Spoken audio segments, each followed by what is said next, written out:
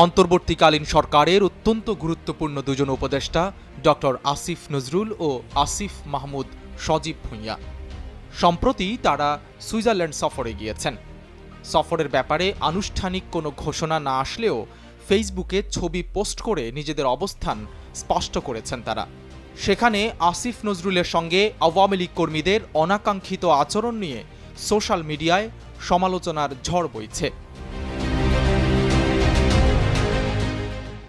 ৭ November সন্ধ্যার দিকে সামাজিক যোগাযোগ মাধ্যমে একটি ভিডিও ছড়িয়ে পড়ে, যেখানে কয়েকজন ব্যক্তিকে আইন, বিচার ও সংসদ বিষয়ক উপদেষ্টা ডক্টর আসিফ নজরুলের সঙ্গে বাজে আচরণ করতে দেখা গেছে।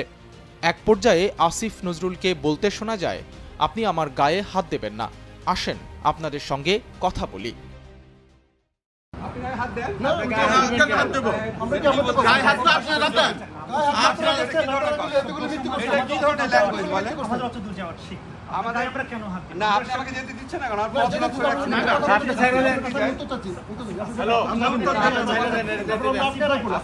দেড় মিনিটের ওই ভিডিও ক্লিপের শেষের দিকে ওই লোকজনকে জয় বাংলা স্লোগান দিতে শোনা যায়।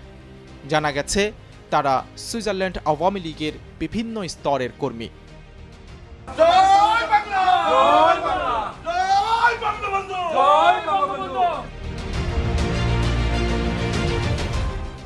সাইদ রহমান, কালের কণ্ঠ।